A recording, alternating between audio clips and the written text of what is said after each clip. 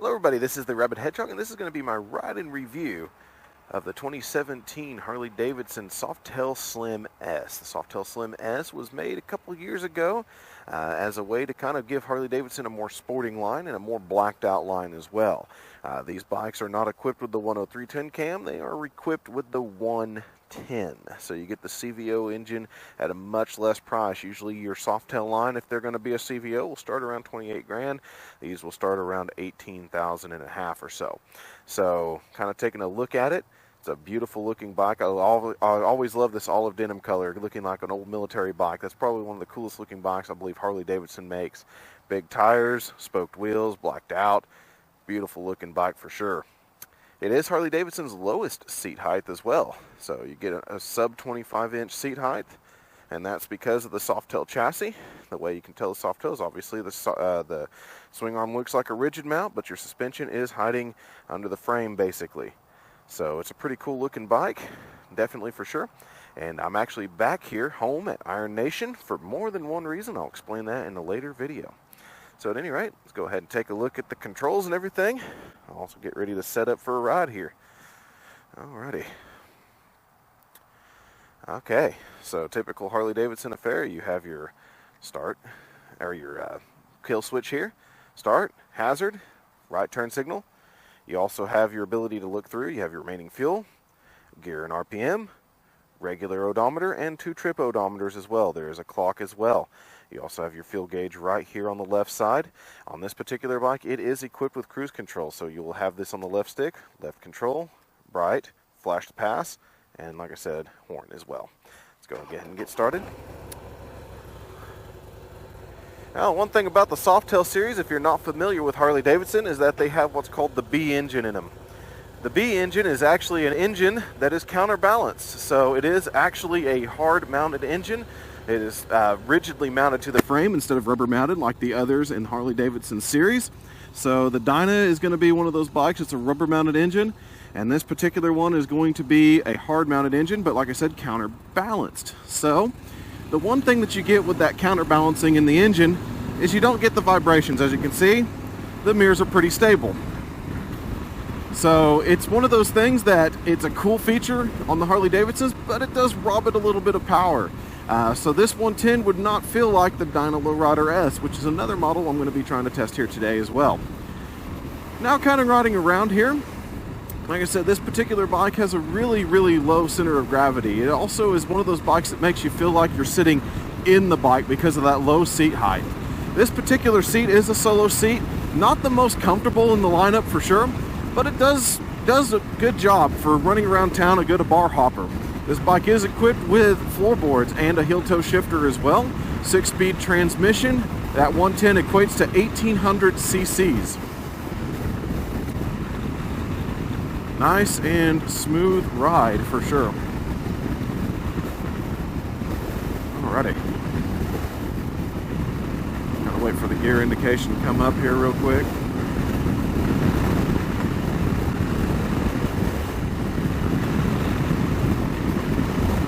You definitely get a lot of wind feedback, that's for sure. Of course, we got very high winds today, 20 plus, blowing straight into me right now because it's from the south right now.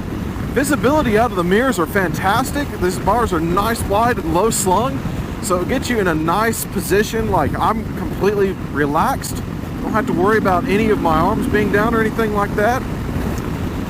And it just feels good. Go ahead and activate the cruise control there. Really simple to do. All you gotta do is press that in and press down whenever you find the set that you want, and you're good to go.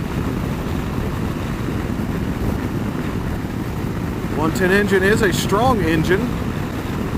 Like I said, the counterbalancing seems to take a little bit out of it. That's one thing I always notice about every Softail I've ever ridden, is that the counterbalanced engine always does not seem like it quite has the punch of the regular rubber mounted engine without the counterbalancing.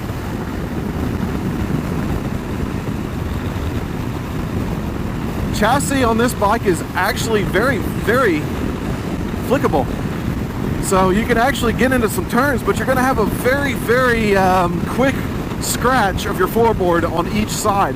as these floorboards will kind of take away a little bit of your lean angle, but the chassis at least is responsive. It's not a big lazy bike. even though this bike is in the about mid 700 pound range. Of course, this is a stock bike, so there's no additional exhaust or anything like that, so it doesn't sound very loud at all.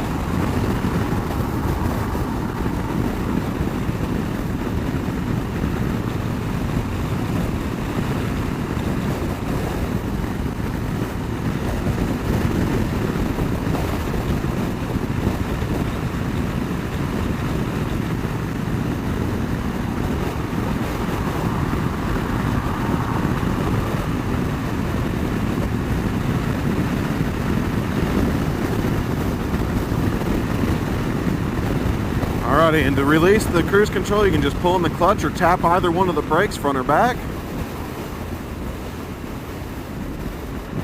So I like to use engine braking. I usually pull in the clutch. Engine braking on this bike is as expected with the twin cam. Nice, smooth, and easy. And works great. Go ahead and kind of test this here. As you can tell, you'll definitely scratch pretty quick if you heard that.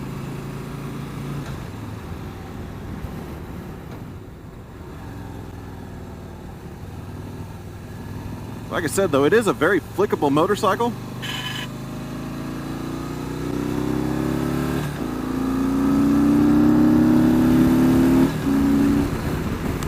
Engine does pull great. Definitely love the 110. A little bit more so than the 103. 103's got some good pull to it, don't get me wrong, but the 110 adds just a little bit more. It's almost on par with the Milwaukee 8. Still doesn't, like I said, have quite that feel. Back on cruise control there and in 6th gear. As you can see, beautifully stable bike. Absolutely stable.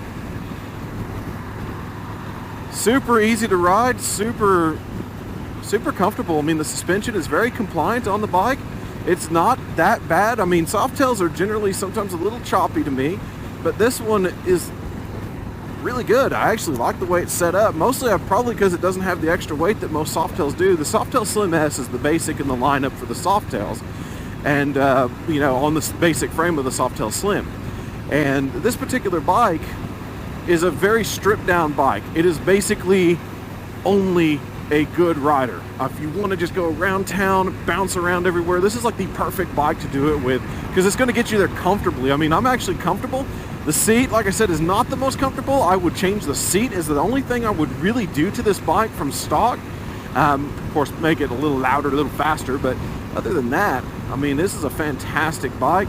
Very clean, easy to use, you know, very easy layout to read.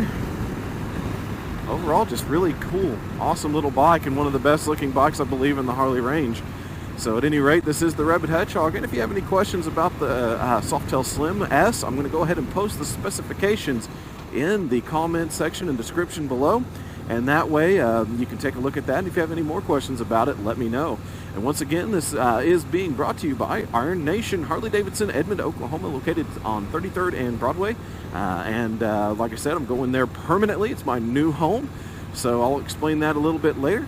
But I thank them for letting me take it out and enjoy a little video today. And everybody, have a good one. Keep the shiny side up.